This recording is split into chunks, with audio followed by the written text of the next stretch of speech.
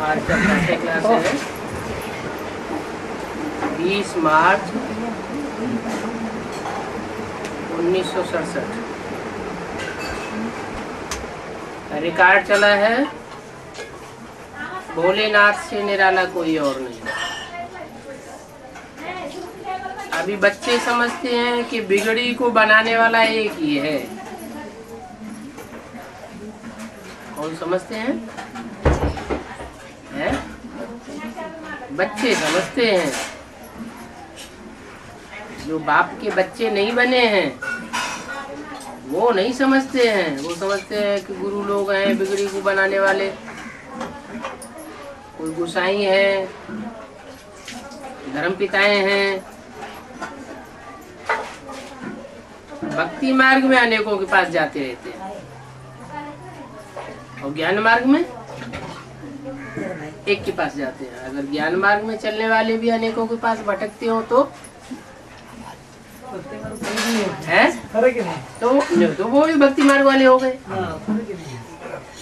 हाँ, ज्ञान में चल रहे हैं, समझ है, एक बार बुद्धि में समझ बैठ गई कि ये हमारा बाप है, हम आत्माओं का बाप है और जन्म जन्मांतर का हमारा बाप है, जो हमें बाप वर्षा देता है अनेक जन्मों की सुख शांति का। और फिर बुद्धि भटक जाए, कोई दूसरी पार्टी निकलती है, कहीं कोई पार्टी निकलती है और दूसरों से सुनने लग पड़ते हैं, बाप को भूल जाते हैं, तो बुद्धि भटक गई ना, अनेकों में चली गई। तो बाबा कहते हैं वो भक्ति मार्ग है। मैंने एक से सुना तो ज्ञान मार्ग और अनेकों से सुना तो भक्ति मार्ग। भक्ति मार्ग में फिर अनेकों के पास जाते हैं। एक से बुद्धि योग टूटा, एक तरफ से अनिश्चय बुद्धि हुए तो दूसरी तरफ गए, दूसरे से अनिश्चय बुद्धि, तीसरे से, चौथे से उतरते ही चले जाते हैं। कितने तीर्थ यात्राएं आदि करते हैं। तीर्थ, तीर माने किनारा, था माने स्थान, किनारे लगाने का स्थान। भटकते रहते हैं, परंतु बिगड़ी को बनाने वाला, पतितों को पावन बनाने वाला वो तो एक ही है। अलग अलग तीर्थों पर, ठिकानों पर पंडित पुजारियों के पास जाते रहते हैं, वो कोई बिगड़ी को बनाने वाले थोड़े ही है। अभी गाय में है, परंतु अनेक मनुष्य, अनेक धर्म, अनेक मठ पंथ शास्त्र होने के कारण अनेक रास्ते ढूंढते रहते हैं, क्योंकि अनेकों के द्वारा बताए हुए रास्ते हैं। ये भी तुम बच्चे जानते हो और कोई नहीं जानते हैं क्या कि अभी कलयुग का अंत है। और क्या समझते हैं कि अभी कलयुग का तो प्रथम चरण चल रहा है। अभी तो कलयुग में हजारों वर्ष पड़े हुए हैं, कोई कहते हैं 40,000 वर्ष पड़े हुए हैं। तुम बच्चों की बुद्धि में है कि अब अंत हुआ कि हुआ, काहे का? कलयुग का। मनुष्य ये नहीं जानते हैं कि सतयुग कब होता है और कलयुग कब होता है। अभी क्या है, जो बहुत सुखी हैं तो समझते हैं हमारे लिए तो यही स्वर्ग है। कोई बहुत दुखी है तो कहते हैं ये तो रौरव नरक कलयुग है। तुम बच्चे इसके कंट्रास्ट को अच्छी रीति जान गए हो कि सतयुग किसे कहा जाता है, सत्य का युग कौन सा है और कलह युग का युग कौन सा है। कलह कलेश का युग और सत्य का युग। सत्य के युग में तो साहब सत्य माना सच्चाई, सच्चा होगा। सच्चा जहाँ होगा वहाँ सुख शांति भरपूर होगी, अखूट होगी। आपने समझा है कि स्वर्ग में सुख होते हैं और नरक में दुख होते हैं। इसमें क्या समझाने की बात है?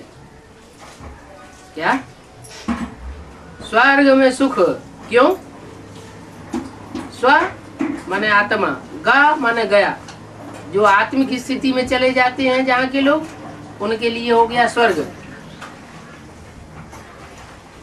और मनुष्यों के द्वारा जो किया जाता है वो है नरक। नर माना मनुष्य, का माना करने वाला। मनुष्य जो करता है वो सब है, उससे बनता है नरक। और स्वस्थिति से जो संगठन बनता है वो होता है स्वर्ग। स्वस्थिति सिखाने वाला कौन है?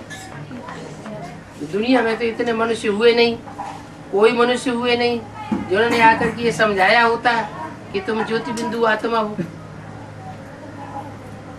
टीका लगाना सिखा दिया, बिंदी लगाना सिखा दिया, वो परंपरा से लगाते चले आए, लेकिन ये किसी ने बताया नहीं कि भ्रकुटी के मध्य में हम ज्योति बिंदु आत्मा सितारा। तो स्वर्ग में सुख क्यों होता है?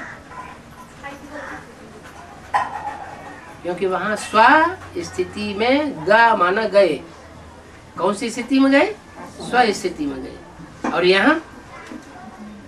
यहाँ मनुष्यों को सिखाया हुआ रास्ता है। मनुष्य देह अभिमानी है, तो देह अभिमानियों ने देह का अभिमान का रास्ता दिखा दिया। क्या दिखाया? हम देह हैं, हम डॉक्टर हैं, हम मास्टर हैं, हम राजा हैं, हम वकील हैं, हम गरीब हैं, हम अमीर हैं। यही बुद्धि में भरा रहता है, माने देह का भान भरा रहता है। पुरानी दुनिया में जरूर दुखी ही होता है। दुनिया में जो भी चीजें होती है सत्व प्रधान होती है तो सुखदायी होती है, और सत्व प्रधान से धीरे धीरे बिगड़ते बिगड़ते सत्व सामान्य रजो और तमो बन जाती है। जब तमो बन जाती है कोई चीज है तो दुखदायी हो जाती है। कोई चीज हो, कोई मकान हो, कोई का भी शरीर हो, हर चीज दुनिया की पहले सत्व प्रधान सुखदायी, बाद में दुखदायी। तो ये दुनिया भी सत्युग में जब सत्व प्रधान थी तो सुखदायी थी, धीरे धीरे धीरे धीरे सत्व प्रधान से रजो, रजो से तमो बनती गई, और अब ये दुनिया दुखदायी पुरानी हो गई। पुरानी दुनिया की पहचान क्या और नई दुनिया की पहचान क्या? पुरानी दुनिया में अनेक धर्म, अनेक राज्य, अनेक मठपंथ, अनेक भाषाएं, अनेक मत मतांतर। और नई दुनिया में सब एक ही है, अद्वैत ही अद्वैत। द्वैत का नाम निशान नहीं। एक धर्म, एक राज्य, एक भाषा, एक मत। अभी कलयुग की दुनिया में देखो अनेक प्रकार के झगड़े आदि हैं। नई दुनिया में ये सब होगा ही नहीं। क्यों नहीं होगा? कारण पता चला। वहां झगड़े आदि क्यों नहीं होंगे सतयुग में? क्योंकि वहां एकता और यहाँ अनेकता। तो एकता में है सुख और अनेकता में है दुख। तो ला ऐसे कहता है, कैसे कि जहाँ एक ही एक है वहाँ सुख ही सुख है, और जहाँ अनेक है वहाँ दुख है। तुम कोई को भी समझा सकते हो। ये दुनिया कलयुग है, कलह कलेश का युग है, लड़ाई झगड़े मारा मारी का युग है। क्योंकि एक की मत न मिले दूसरे से। अभी सतयुग तो पास्ट हो गया। ये कोई नहीं कहेगा कि अभी सतयुग है। चलो बहुत सुखी लोग होंगे तो भी ये नहीं कहेंगे क्या ये अभी सत्य का युग है। क्योंकि वो अंदर से जानते हैं, जो बहुत सुखी लोग हैं वो भी अंदर से जानते हैं कि हम करोड़पति या अरबपति झूठ की कमाई से बने, सत्य की कमाई से नहीं बने। तो सतयुग का वो पास्ट हो गया है। वहाँ एक आदि सनातन देवी देवता धर्म था और कोई धर्म नहीं था। बाबा ने बहुत बार समझाया है, फिर भी समझाते हैं। जैसे शंकराचार्य चुनार में प्रदर्शनी पर आया तो उनको भी नई दुनिया और पुरानी दुनिया का फर्क समझाना चाहिए। नई दुनिया किसे कहा जाता है? उसकी बुद्धि में बैठे। और पुरानी दुनिया किसको कहा जाता है? नहीं तो उनकी बुद्धि में ये बैठा हुआ है कि देखो कितनी ऊंची ऊंची महलमाड़ियाँ अटारियाँ बनती चली जा रही। तो नई दुनिया वो वहाँ समझते हैं जहाँ बहुत ऊंची महलमाड़ियाँ अटारियाँ बने हुए हैं, विदेश में भागते रहते हैं। शंकराचार्य और जो भी सन्यासी हैं बड़े बड़े, वो कहाँ भागते हैं? वो विदेशों में भागते हैं। वो समझते हैं वहाँ नई दुनिया बन रही।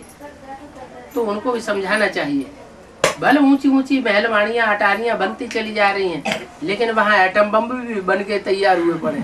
वहाँ के रहने वाले हैं उनसे बहुत दुखी है, पता नहीं ये कब विस्फोट होना शुरू हो जाए।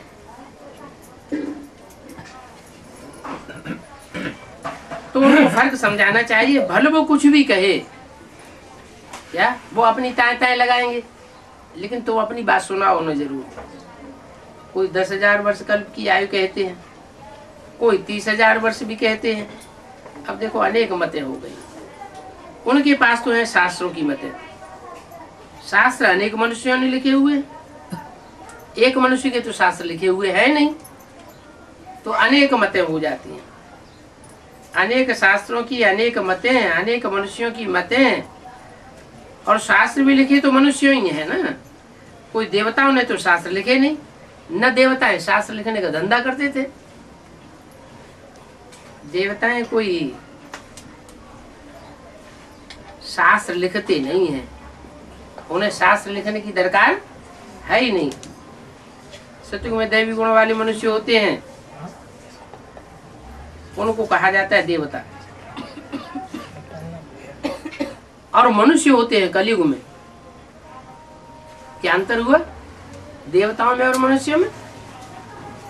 मनुष्यों का मन बड़ा चंचल होता है और देवताओं का मन कॉन्सेंट्रेटेड, स्व स्थिति में स्थित। ये अंतर हुआ।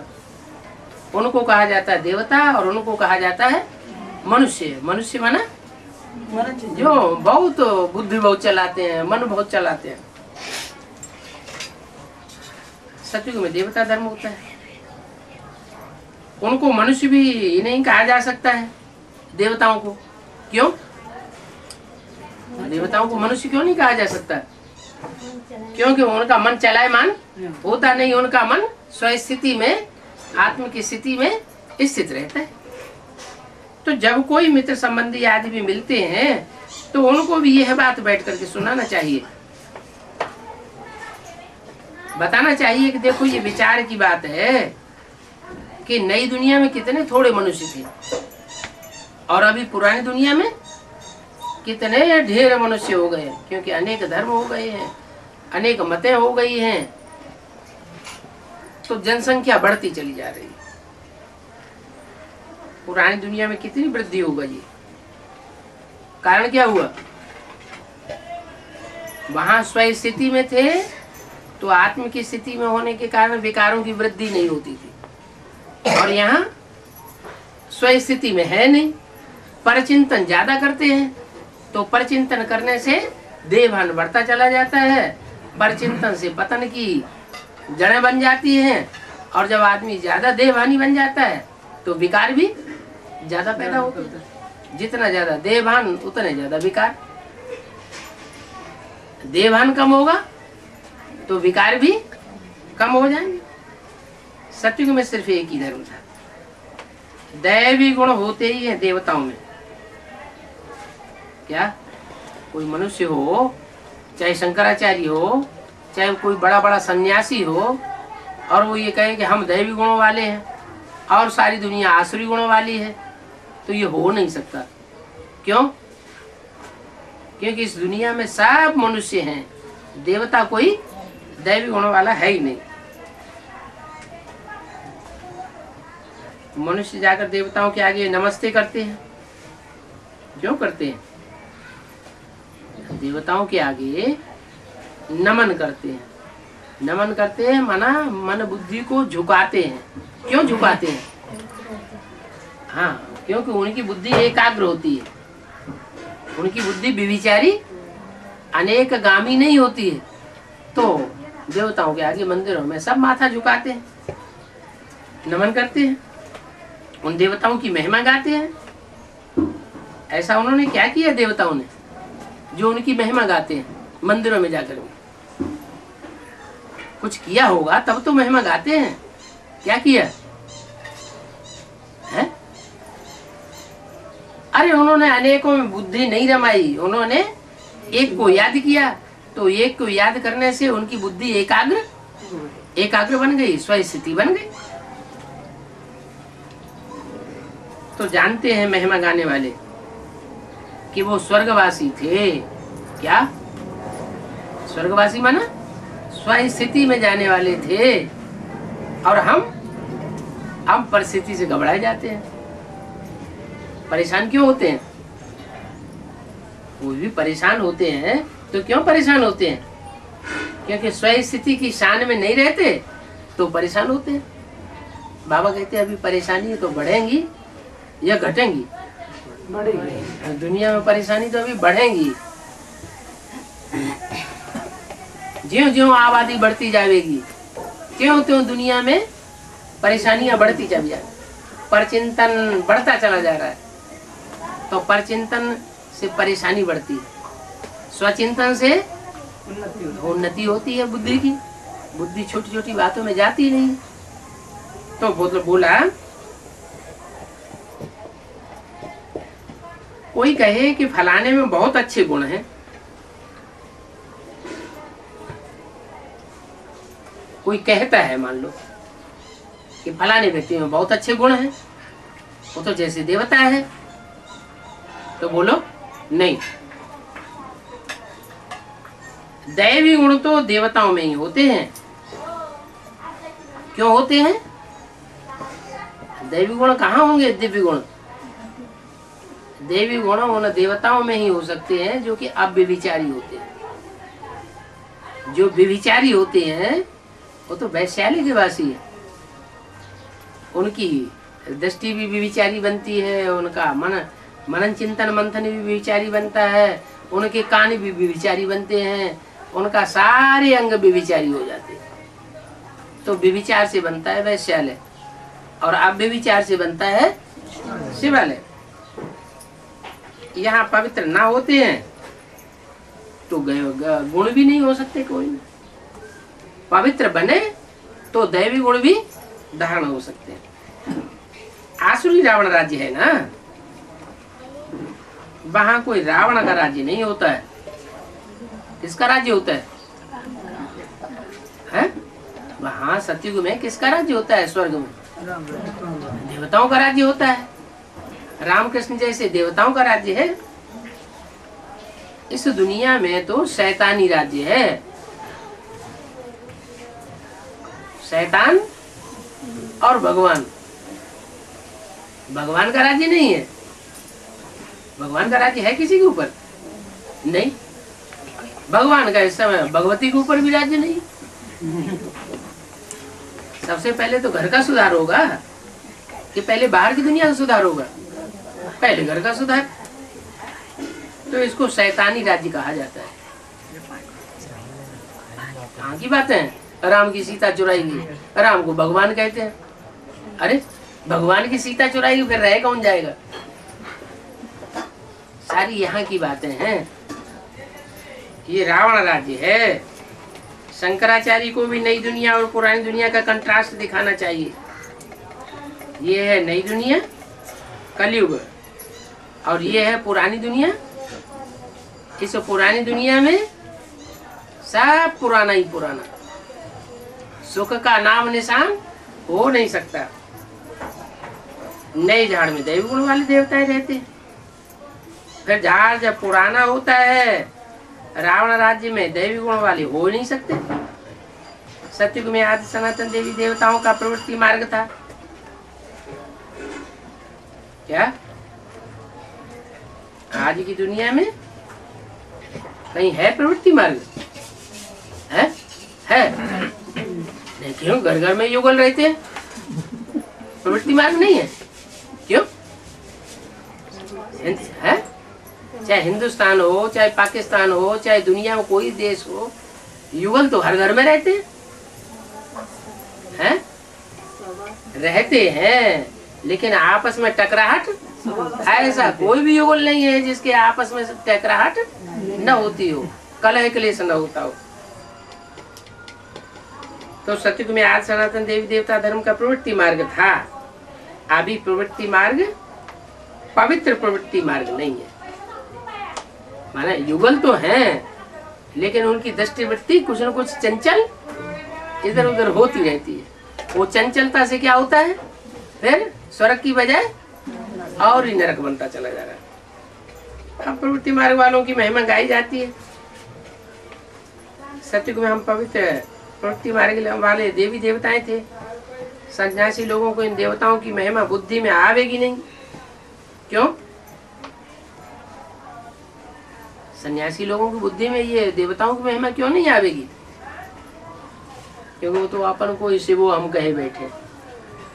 वो अपन को ही शिवो हम ब्रह्मास्मि, हम ही भगवान हैं, हम ही ब्रह्मा हैं।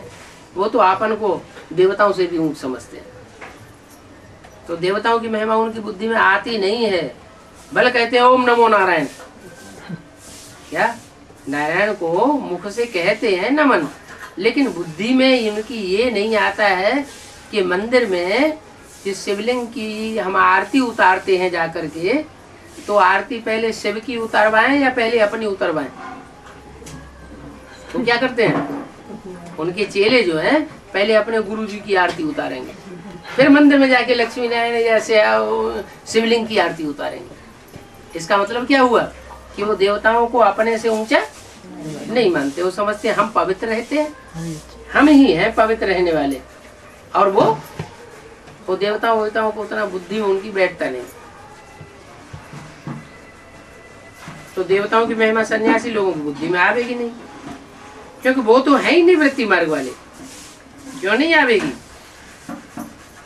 वो तो प्रवृत्ति को, अपने घर घाट को बिगाड़ करके, बाल बच्चों को यतीम बना के छोड़ करके चले जाते हैं। वो प्रवृत्ति को बनाते नहीं, और ये जो बनी बनाई प्रवृत्ति है उसको बिगाड़ के चले जाते हैं। संन्यास मार्ग था ही नहीं पहले। पहले था ही इस दुनिया में प्रवृत्ति मार्ग। बाद में जब से ये दूसरे धर्म आए, तब से ये निवृत्ति मार्ग पैदा हुआ। कितनी पॉइंट्स मिलती है, परंतु सभी पॉइंट्स किसी की बुद्धि में बैठ नहीं सकती है। पॉइंट्स भूल जाते हैं, तो पॉइंट्स जो भूल जाते हैं वो फेल हो जाते हैं। दैवी गुण धारण नहीं करते हैं। एक ही दैवी गुण अच्छा है, जास्ती कोई से भी ना बोलना। क्या सबसे बढ़िया गुण? चुप को, ज्यादा किसी से बोलचाल नहीं करनी, मीठा बोलना। भले अगर बोलना भी है तो मीठा बोलना, बहुत थोड़ा बोलना चाहिए। थोड़ा बोलना, मीठा बोलना, धीरे बोलना। बहुत मीठा, धीरे और कम बोलो तो समझा जाता है ये किसी रायल घर का आदमी है। कौन? जो मीठा बोलता है, कम बोलता है और धीरे बोलता है, उसे समझते हैं ये कोई बड़ा आदमी है, रायल आदमी है। मुख से सदैव रतन निकलती रहे। सन्यासी अथवा कोई भी हो, तो उनको तुम पुरानी और नई दुनिया का कंट्रास्ट बताते रहो। सतयुग में दैवी गुण वाले देवताएं थे, वो प्रवृत्ति मार्ग था। देवी गुण था तो क्यों था? देवी गुण वाले देवताएं क्यों थे? क्योंकि उस समय पवित्र प्रवृत्ति थी। और अभी आसुरी गुण वाले क्यों बन गए? क्योंकि प्रवृत्ति में विविचार घुस गया। दृष्टि का विविचार, वृत्ति का विविचार, कर्मेंद्रियों का विविचार, वाचा का विविचार। एक की महिमा नहीं करेंगे। घर में अपना आदमी बैठा हुआ है, पराई की उसके सामने महिमा करेंगे तो क्या होगा? लड़ाई झगड़ा होगा कि नहीं?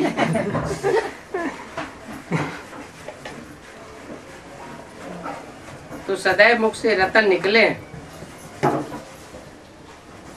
सतयुग में प्रवृत्ति मार्ग था, सन्यासियों का भी धर्म अलग है। फिर भी ये तो समझते हैं ना कि कोई नई सतो प्रधान दुनिया भी होती है। अभी तमो प्रधान है, आत्मा तमो प्रधान होती है तो शरीर भी तमो प्रधान मिलता है। क्यों? आत्मा तमो प्रधान है तो शरीर क्यों तमो प्रधान मिलता है?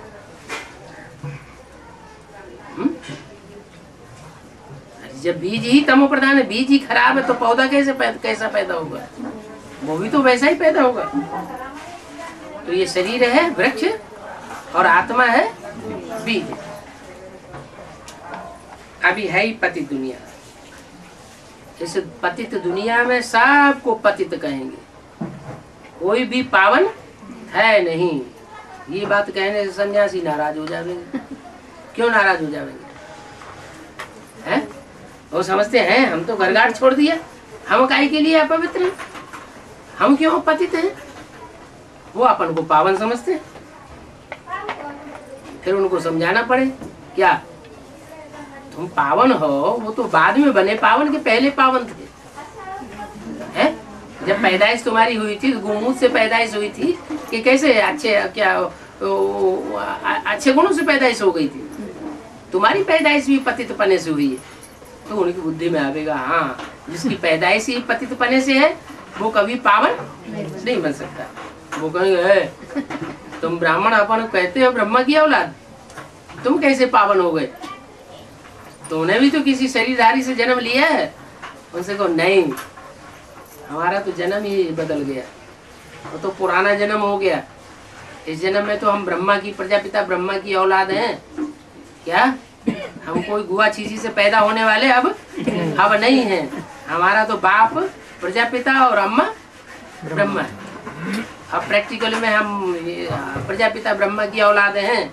हम उन्हीं एक की मत पर चलते हैं और कोई की मत पर चलने वाले नहीं है।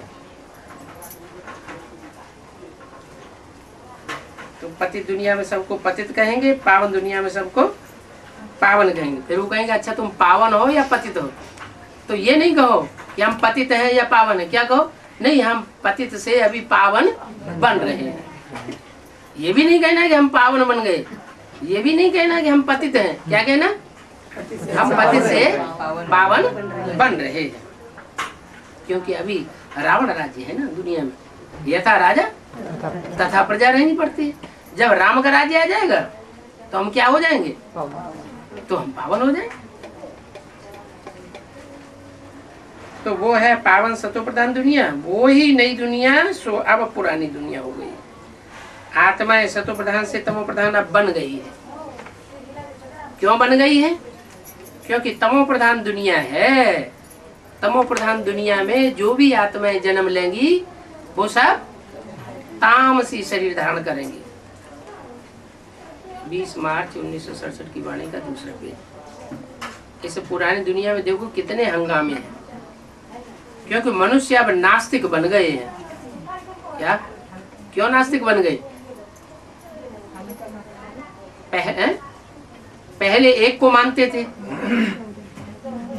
बाद में अनेकों को मानने लगे।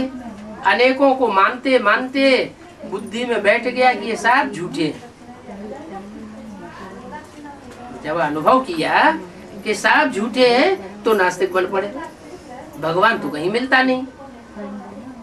मनुष्य नास्तिक बन गए हैं। धनी बाप को जानते नहीं है, धनी के नहीं है ना, न रचयिता को जानते हैं न रचना को जानते हैं, गोया नास्तिक ठहरे।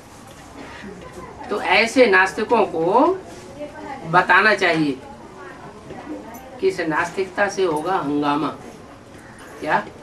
जो नास्तिक होते हैं न स्वर्ग को मानते हैं, न नरक को मानते हैं, न भगवान को मानते हैं, न आत्मा मानते, न परमात्मा मानते, ऐसी आत्माएं जो है वो फिर क्या मानती हैं कि हमारा जो शरीर है यही सब कुछ है। ये शरीर जब तक है तब तक दुनिया के सुख भोग लो। क्या? खूब उधार लेते रहो और घी पीते रहो, क्योंकि वो पुनर्जन्म को तो मानते ही नहीं। तो उनको भी समझाना है। क्या समझाना है? कि देखो तुम जो नास्तिक बन गए हो तो तुमने दुनिया का कल्याण नहीं किया। क्या किया? एटम बम बना लिए। जिस दुनिया में रहते हो उसी दुनिया का विनाश का सामान तैयार कर लिया।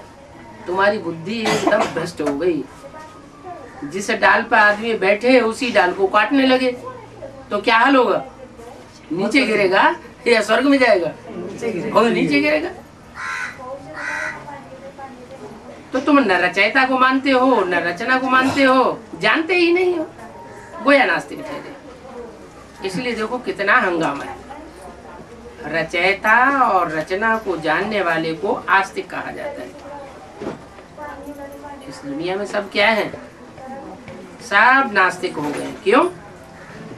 क्योंकि रचयिता एक बाप को, इस दुनिया का जो एक रचयिता है उस रचयिता बाप को नहीं जानते और उसकी रचना को भी नहीं जानते। कौन है रचयिता बाप? इस दुनिया का, मनुष्य सृष्टि का रचने वाला बाप कौन है? हैं? शिव बाबा।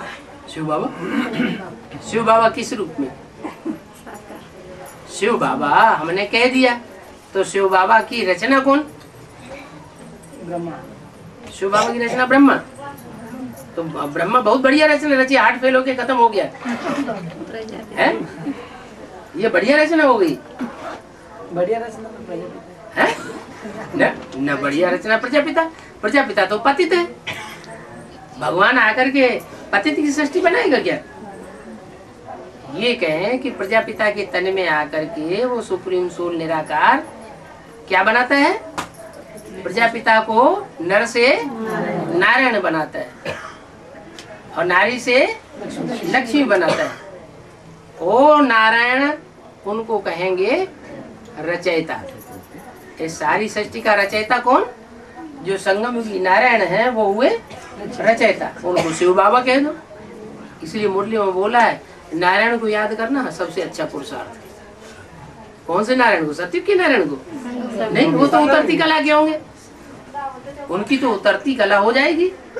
और संगम युगी लक्ष्मी नारायण की क्या बता गया तब चढ़ती कला है। तो बोला उन सन्यासियों को बताओ कि तुम सन्यास धर्म वाले नई दुनिया को नहीं जानते हो क्या? तुम सत्युग की नई दुनिया में आने वाले नहीं हो, इसलिए नहीं जानते हो। हम सत्युग की नई दुनिया में जाने वाले हैं, इसलिए हमारी बुद्धि में बैठता है कि नई दुनिया क्या होती है और पुरानी दुनिया क्या होती है। तुम तो वहां आते ही नहीं हो। जो भी इब्राहिम, बुद्ध, क्राइस्ट आदि हैं, जो भी सन्यासी हैं सन्यास धर्म के, वो सब कब आवेंगे? सत्युग के पहले जन्म में आवेंगे या बाद वाले जन्म में आवेंगे? बाद वाले जन्म में आवेंगे। हम तो आते हैं नई दुनिया में। हम नई दुनिया में आते हैं, इसलिए हम ही नई दुनिया में आने के संस्कार अपनी बुद्धि में भरते हैं। बाप ने समझाया है। अभी सभी आत्माएं तमो प्रधान बन गई, पर सतो प्रधान कौन बनावेगा? सभी आत्माओं को। सारी आत्माएं तमो प्रधान बन गई, कौन बनावेगा सतो प्रधान? है? आत्माओं को आत्माएं सतो प्रधान बनावेंगी क्या? आत्माएं तो सब जन्म मरण के चक्र में आने वाली है। सब तमो प्रधान बन गई, सबको अपना पूर्व जन्म भूल गया। अपने आगे पीछे की कोई तीनों कालों की हिस्ट्री तो जानता ही नहीं सारी सृष्टि की। तो सतो प्रधान आत्माओं को कौन बनावेगा? वो ही बनावेगा जो जन्म मरण के चक्र में नहीं आता है। हम बिंदु बिंदु आत्माओं का बाप वो ज्योति बिंदु शिव है, जो कि जन्म मरण के चक्र में नहीं आता, सुख और दुख दोनों से जा रहा है। न स्वर्ग में आके सुख भोगता है और नरक की दुनिया में न आकर के द्वापर कलयुग में दुख भोगता है। वो दोनों से परे है। वो अभोक्ता, वो अकर्ता शिव इस सृष्टि पर आकर के जब मनुष्य सृष्टि के पिता में प्रवेश करता है तो वो सारी सृष्टि को सतो प्रधान से, तमो प्रधान से सतो प्रधान बनाता है। तो पूछा है कि सतो प्रधान कौन बनाता है आत्माओं को? वो तो बाप ही बना सकते हैं। सतो प्रधान नई दुनिया में थोड़े मनुष्य रहते हैं क्या? बाप ही अकेले क्यों बना सकते हैं? इब्राहिम, बुद्ध, क्राइस्ट क्यों नहीं बना सकते? क्राइस्ट ने भी तो देखो 150-200 करोड़ क्रिश्चियन पैदा कर दिए। अभी क्रिश्चियंस की संख्या कितनी है दुनिया में? 150-200 करोड़ क्रिश्चियंस की संख्या है। मुसलमान भी ढेर के ढेर हैं। इतनी बड़ी बड़ी जनरेशन जिन्होंने पैदा कर दी। तो तमो प्रधान दुनिया को सतो प्रधान नहीं बना सकते? क्यों नहीं बना सकते हैं? इसलिए नहीं बना सकते कि उनमें कोई में इतनी ताकत नहीं है जो पुरानी दुनिया के धर्मों को, चाल चलन को, रीति रस्म रिवाज को, पुरानी दुनिया के जो जितने भी आसुरी संप्रदाय हैं उनको खलास कर सके। सबने आकर के अपना अपना धर्म से स्थापन किया, लेकिन पुराने धर्मों का विनाश नहीं किया। एक शिव ही है जो इस सृष्टि पर आकर के पुराने धर्मों का खलासा कर देता है और नई दुनिया की स्थापना कर देता है। तो नई दुनिया में थोड़े मनुष्य रह जाते हैं, क्योंकि पुराने सब खलास हो जाते हैं। जो नई दुनिया की स्थापना होती है वो थोड़े से मनुष्य होते हैं, वो बचे रहते हैं। बाकी सब मुक्ति धाम में चले जाएंगे। क्या इस दुख दर्दों की दुनिया से उन सब की मुक्ति हो जाएगी। जीवन मुक्ति उनको नहीं मिलेगी। क्यों? उनको जीवन मुक्ति क्यों नहीं मिलेगी और हमको जीवन मुक्ति क्यों मिलती है? क्योंकि हम इस जीवन में रहते बाप को पहचान करके बाप के सहयोगी बनते हैं नई दुनिया बनाने के लिए। उनकी बुद्धि में नई दुनिया बनाने का प्लान आवेगा ही नहीं, तो बाकी सब मुक्ति धाम में चले जाते हैं और हम जीवन मुक्ति पाते हैं, जीवन में भी रहते हैं और दुख दर्दों से मुक्त भी हो जाते हैं। तो हम नई दुनिया के बनाने के निमित्त बनते हैं। बाकी ब्रह्म तो महत्तत्व है, जहाँ पर कि हम आत्माएं रहती हैं। ऐसे नहीं कि ब्रह्म भगवान है। सब मुक्ति धाम में चले जाते हैं। आत्मा तो अविनाशी है, भले मुक्ति धाम में आत्माएं चली जाती हैं, लेकिन ऐसे नहीं कि उनका विनाश हो जाता है। वो आत्माएं फिर अपने अपने टाइम पर इस सृष्टि पर वापस आती है और अपना सुख दुख का खेल करती है। आत्मा अविनाशी है। ये अविनाशी नाटक है जिसमें सब आत्माओं का पार्ट लुधा हुआ है। क्या ऐसी एक भी आत्मा नहीं है कि जो मुक्त होकर के परम धाम में ही पड़ी रहे फिर वापस ना आए? वो सन्यासी लोग तो समझते हैं कि हम मुक्ति को पावेंगे फिर अब इस दुनिया में वापस कभी आवेंगे नहीं, हमारी हमेशा के लिए मुक्ति हो जाएगी। लेकिन सदा काल की मुक्ति कोई की होती नहीं है, क्योंकि जब भगवान के लिए शास्त्रों में लिख रखा है कि कल्प कल्प लगे प्रभु अवतारा, हर कल्प में भगवान को आना पड़ता है। और तो उन्होंने लिख दिया हर युग में भगवान को आना पड़ता है। तब जब भगवान को बार बार आना पड़ता है तो आत्मा कैसे मुक्त हो जाएंगी? ये हो नहीं सकता। ये कब नाटक शुरू हुआ है ये कोई बता ही नहीं सकते। ये तो अनादि ड्रामा है। बाप को तो सिर्फ पुरानी दुनिया को ही नया बनाने के लिए आना होता है। उनका धंधा क्या है? बाप का धंधा है पुराने को बिगाड़ के नया बनाना। पुरानी दुनिया को नया बनाते हैं। ऐसे नहीं कि बाप आकर के कोई नई दुनिया रच देते हैं। क्या नई दुनिया नहीं बनाते हैं, अलग से कोई नई दुनिया बना दे? नहीं, पुरानी दुनिया की ही शख्सियत को ज्ञान दे करके और फिर उनको नई दुनिया में जाने लायक बनाए देते हैं। जब पतित होते हैं तो पुकारते हैं, और जो पावन होते हैं वो कभी पुकारते ही नहीं। सत्युग त्रेता में देवताएं भगवान को पुकारेंगे क्या? नहीं पुकारेंगे। आप पतित बन गए तो हे पतित पावन सीताराम आओ कह करके बुलाते हैं। सत्युग में कब कोई नहीं पुकारते। इसका मतलब ब्राह्मणों की दुनिया में कोई ऐसे ब्राह्मण हैं या नहीं है जो पुकारते रहते हैं भगवान को, आवाहन करते रहते हैं? कौन है? हाँ, ब्रह्मा कुमारियाँ क्या करती हैं? किसको पुकारती हैं? ब्रह्मा बाबा को बार बार गुलजार दादी के तन में पुकारती रहती है। जिनको पुकारते हैं उनको यही नहीं पता है कि वो ब्रह्मा कोई भगवान नहीं है। क्या ब्रह्मा कोई भगवान नहीं होता है? भगवान ब्रह्मा तो नीचे तबक्के का है। तो जो नीचे तबक्के में देखा है ब्रह्मा विष्णु शंकर पुरियां दिखाई है ना, उनमें साकार पति दुनिया की तरफ कौन सी मूर्ति दिखाई है? ब्रह्मा की मूर्ति दिखाई।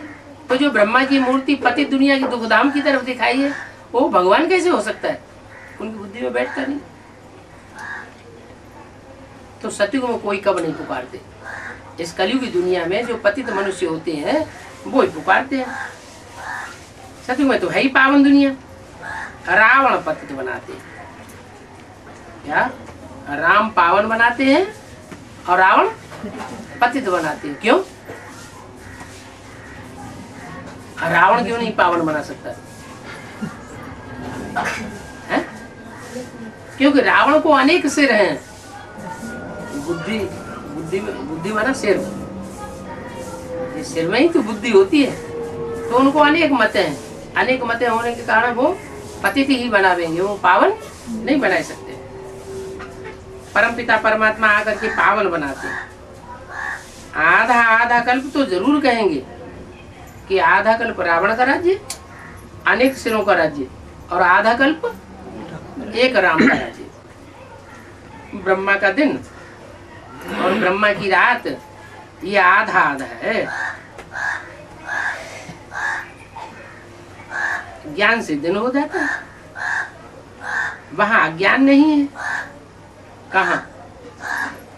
सतयुग में अज्ञान नहीं है।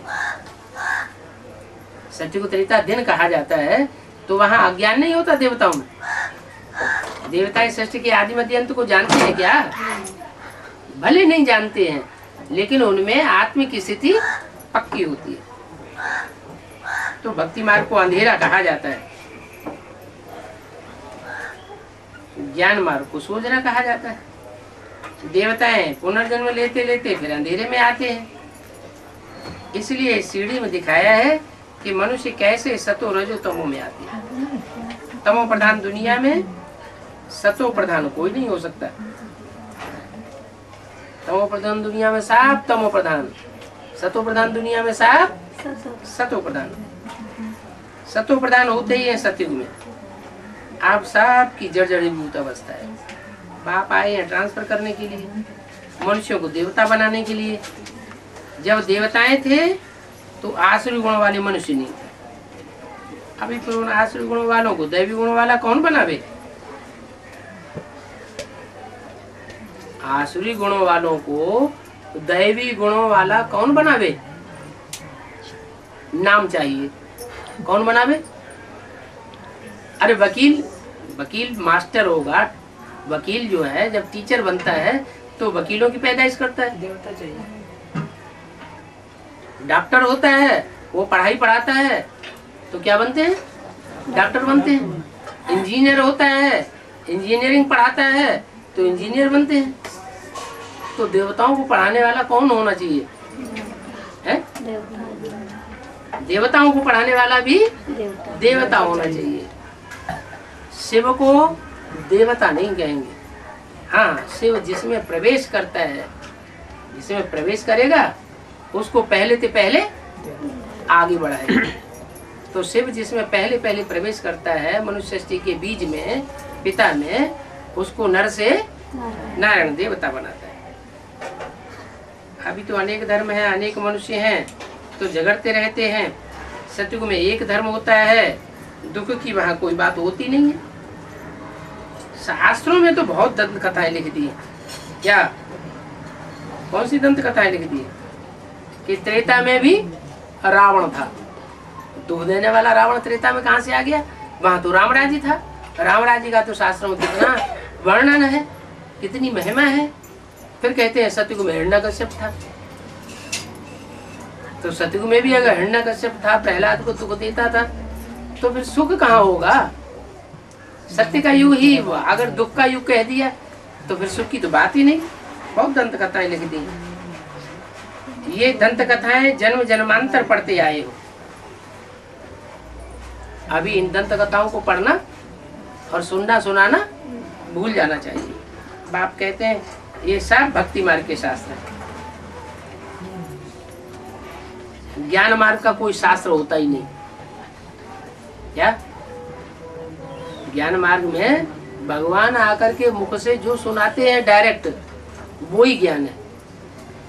भगवान का सुना हुआ कोई दूसरा सुनाएगा तो उसमें कुछ न कुछ मिक्स कर देगा। जो मिक्स हो जाएगा, जैसे दूध का भरा हुआ घड़ा हो और उसमें एक बूंद सांप का विष डाल दिया जाए तो सारा क्या हो जाएगा, सारा ही विषैला हो जाएगा। तो ऐसे ही भगवान का जो सन्मुख सुनाया हुआ ज्ञान है वो ही ज्ञान है, और उसके अलावा जब वो सुनाया जाता है दूसरों को तो वो सब विषैला। ब्रह्मा के मुख से परमात्मा ने वाणी चलाई तो उस समय उत्थान हो रहा था ब्राह्मण परिवार का।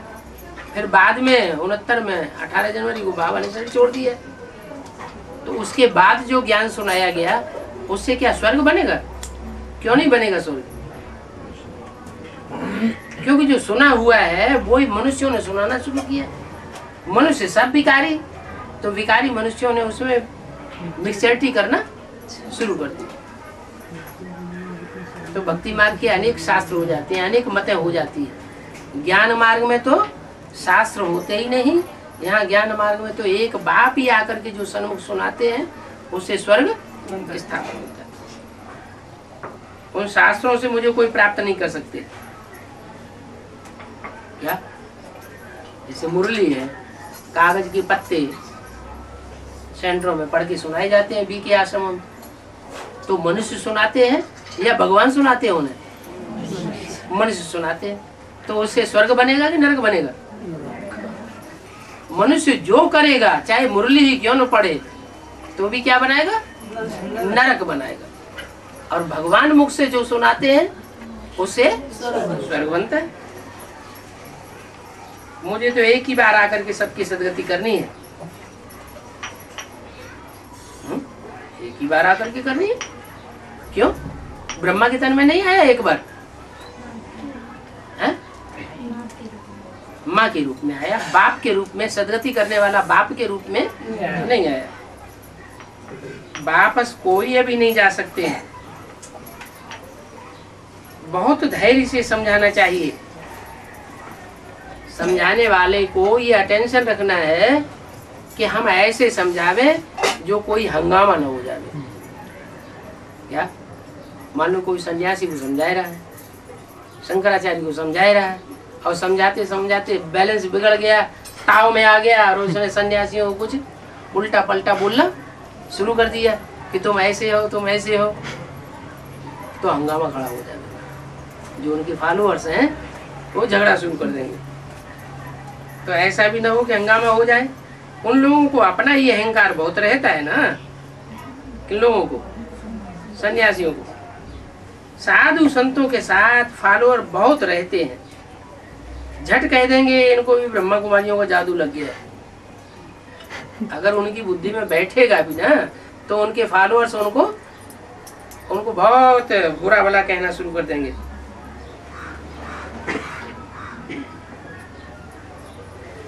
सयाने मनुष्य जो होंगे वो कहेंगे विचार करने योग्य बातें हैं। प्रदर्शनी में तो अनेक प्रकार के आते हैं। समझाने का तरीका ऐसा होना चाहिए जैसे कि बाबा धीरे से समझाए रहे। समझाते समय बहुत जोर से भी नहीं बोलना चाहिए। क्या कोई होते हैं बहुत उमंग उत्साह आ जाता है, तैश में आ जाते हैं, जोश आ जाता है, समझाए रहे एक आदमी को और आवाज बड़ी लंबी चौड़ी निकाल रहे हैं। अरे एक आदमी को समझा रहे तो एक आदमी के कान में जितनी आवाज है उतनी बोलो ना। तो बहुत जोर से भी नहीं बोलना चाहिए। प्रदर्शनी में बहुत इकट्ठे आ जाते हैं तो फिर कह देना चाहिए कि आप लोग इकट्ठे होकर ना आओ, थोड़ा थोड़ा करके आओ। एकांत में आकर के आप समझेंगे तो हम आपको गहराई से समझाएंगे। नहीं तो क्या होगा, एक प्रश्न करेगा, दूसरा प्रश्न करेगा, तीसरा करेगा और बात कौआ रेरा हो जाएगी। तो आप आके एकांत में आकर के समझेंगे तो आपको हम रचयिता और रचना के राज समझावेंगे। रचयिता की आदि मध्य और अंत का ज्ञान दूसरा तो कोई समझा ही नहीं सकता। दूसरा कौन?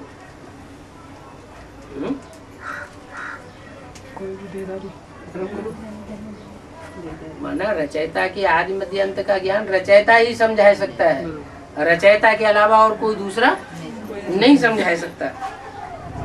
भगवान खुद आकर के अपना परिचय देते हैं भगवान के सिवाय भगवान का परिचय कोई दूसरा दे नहीं सकता। बाकी तो सब नेति नेति करके जाते हैं। कोई भी मनुष्य नहीं जान सकते हैं कि सृष्टि के आदि मध्य अंत क्या है। ज्ञान से सदगति हो जाती है, फिर ज्ञान की दरकार नहीं रहती है। जैसे संगम युग में जो ब्राह्मण ईश्वरीय ज्ञान पूरा उठावेंगे तो उनकी पूरी सदगति जब हो जाएगी तो फिर उनको अगले जन्म में ज्ञान लेने की दरकार नहीं रहेगी। समझाने वाला कोई बुजुर्ग होगा तो लोग समझेंगे कि ये अनुभवी है। क्या छोटा नौजवान होगा तो उसकी बातों में विश्वास नहीं करेंगे, और कोई बुजुर्ग होगा तो कहेंगे कि हाँ अनुभवी है, हाँ ये बात सच्ची सुना रहा होगा, जरूर सत्संग आदि किया होगा। कोई बच्ची छोटी समझावेगी तो कहेंगे ये क्या हमको समझाएगी, ये क्या जाने। तो ऐसे ऐसे पर बुजुर्गों का असर पड़ता है। बाप एक ही बार आकर ये नारे समझाते हैं, सतो प्रधान बनाते हैं,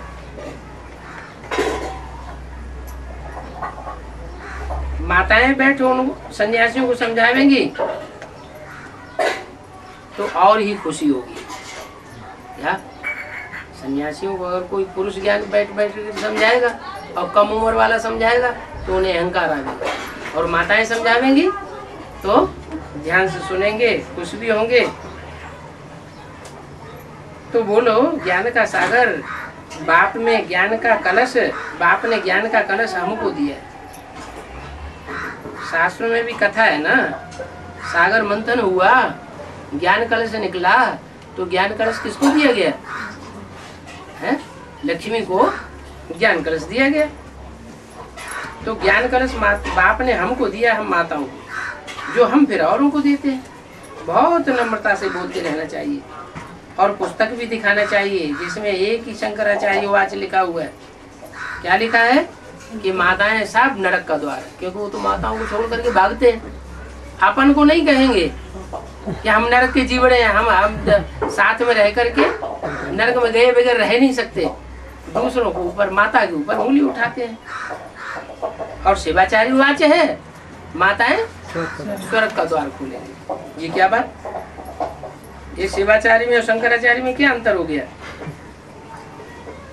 शंकराचार्य ऐसे क्यों वाच करते हैं कि माताएं नरक का द्वार है, और शिवाचार्य ऐसे क्यों कहते हैं कि माताएं स्वर्ग का द्वार है? क्योंकि शंकराचार्य माताओं के साथ में रह करके भिखारी बिना बिगर रह नहीं सकते, और शिवाचार्य चाहे माताएं हो चाहे कन्याएं हो, उनके बीच में रह करके भी क्या पवित्र बन करके, एवर प्योर बन करके दिखाते हैं। तो शिवाचार्य माताओं को स्वर्ग का गेट खोलने के निमित्त बनाते हैं, और शंकराचार्य उनको नरक का द्वार बताते हैं। शिव ही ज्ञान का सागर है, जो कि हमको ज्ञान सुनाते हैं। कहते हैं मैं तुम माताओं द्वारा मुक्ति और जीवन मुक्ति के गेट खोलता हूँ। क्या कहा? मुक्ति के भी गेट खोलता हूँ तुम्हारे द्वारा, और जीवन मुक्ति के भी गेट खोलता हूँ। मुक्ति मन है, हाँ, शांति धाम में जाएंगे, एक बाप को याद करेंगे, एक बाप ही बुद्धि में होगा, और कोई भी दुनिया का व्यक्ति बुद्धि में नहीं आवेगा। हम अभी परमात्मा द्वारा पढ़ रहे हैं, ये बात बुद्धि में पक्की होनी चाहिए। क्या हम कोई मनुष्य आत्मा के द्वारा पढ़ाई नहीं पढ़ रहे, हमको कोई मनुष्य नहीं पढ़ाते हैं। ज्ञान का सागर एक ही परमपिता परमात्मा है। तुम सभी भक्ति के सागर हो। सन्यासियों को बताओ, तुम सभी भक्ति के सागर हो। क्यों? ज्ञान है नहीं। भक्ति आती है रावण से। रावण के अनेक सिर होते हैं, अनेक सिरों से जो रावण के हाथों में वेद शास्त्र दिखाए जाते हैं ना, तो बताओ ये जो वेद शास्त्र बनाए हैं वे ढेर मनुष्यों की मत पर बने हुए हैं। कोई रावण के एक मुख ने शास्त्र नहीं बनाए, ढेर मनुष्यों ने शास्त्र बनाए, तो ढेर प्रकार की उनमें बातें लिखी हुई है। कोई ने कहा इस रास्ते पर जाओ तो स्वर्ग मिलेगा, कोई कहता है इस रास्ते पर जाओ तो स्वर्ग मिलेगा। तो एक बात पक्की होती नहीं, एक दूसरे को काटने वाली बातें हैं। तो तुम सब हो भक्ति मार्ग की अथॉरिटी, और ज्ञान एक से आता है, अज्ञान रूपी भक्ति अनेकों से आती है, ज्ञान एक से आता है। इसलिए हम हैं ज्ञान की अथॉरिटी, भगवान आकर के हमको ज्ञान की अथॉरिटी बनाता है। ज्ञान की अथॉरिटी एक में ही होती है और वो एक से ही मिलती है, महिमा भी एक की ही करते हैं। 20 मार्च 1967 की वाणी का तीसरा पेज। जिस एक की महिमा करते हैं वो ऊंचे से ऊंचे हैं, तो हम ऊंचे से ऊंचे की मत पर चलते हैं, हम और कोई मनुष्य की मत पर चलते नहीं है। हम एक की ही मानते हैं और किसी की बात हम सुनने वाले भी नहीं। वो हमको ब्रह्मा ढंग से पढ़ाते हैं, इसलिए ब्रह्मा कुमार कुमारी हम गाए हुए हैं। ऐसे बहुत मीठे रूप से बैठ करके समझाओ, बल कितना भी पढ़ा हुआ शंकराचार्य हो, सन्यासी हो, ढेर प्रश्न करते हैं। पहले तो बाप पर उनको निश्चय कराना है। क्या तो निराकार बाप शिव सुप्रीम सोल इस सृष्टि पर, जो इस सृष्टि का पिता है, आदम है, एडम है, आदिदेव है, महादेव कहा जाता है, उसमें इस सृष्टि पर आया हुआ है। तो पहले बाप पर निश्चय कराना है, और दुनिया भर की लंबी चौड़ी बातों में नहीं जाना। पहले कोई को बाप का निश्चय कराना। पहले तो ये समझो कि रचयिता बाप है या नहीं है। घर में भी कोई घरगृहस्थ होता है तो उसमें रचयिता कौन कहा जाता है? बच्चे कहे जाते हैं, बच्चियां कही जाती हैं, माँ कही जाती है, या बाप कहा जाता है? बाप रचयिता कहा जाता है। ये सृष्टि भी एक प्रकार का परिवार है। इस सृष्टि रूपी परिवार में जो पिता है वो आदि पिता एक ही है। उस आदि पिता को सब धर्म वाले मानते हैं। मुसलमान उसको क्या कहते हैं? आदम। क्रिश्चियन कहते हैं एडम। जैनी लोग कहते हैं आदिनाथ, और हिंदुओं में उसे आदिदेव कहा जाता है।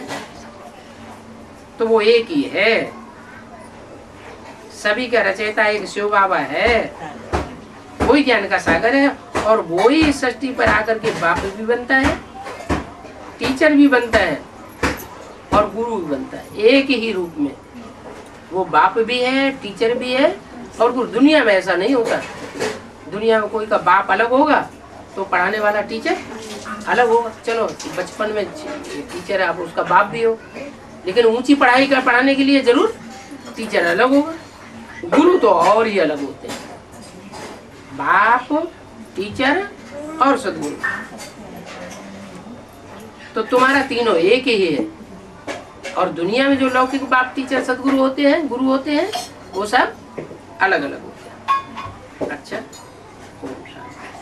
बाबा, रत्नागिरी में बहुत सारे गांव है, उन गांव में पांडवों की ऐसी बातें हैं जो कि एक रात में कोई किसी गांव में मंदिर बना हुआ है, एक रात में कोई कुआं बना हुआ है, तो उसका क्या राज है बाबा? क्या राज है? रत्नागिरी, रत्नों का पहाड़। क्या गिरी माने पहाड़, और रतन माने रतन, ज्ञान रतन। ज्ञान रत्नों का ऐसा पहाड़ है कि वो थोड़े समय में नई दुनिया बना देते हैं। इसलिए ऐसा उन्होंने भक्ति मार्ग में दिखाया हुआ है, एक ही जन्म में नई दुनिया बन जाती है। हमारे गांव में भी जो एक कुआं है, वो एक रात में पांडवों ने बनाया ऐसा गाँव वाले के। तो कुआं बनाया तो आज की दुनिया में कोई बड़ी बात नहीं है। हाँ, तो हरियाणा में तो पूरी सड़क बना दी एक रात में।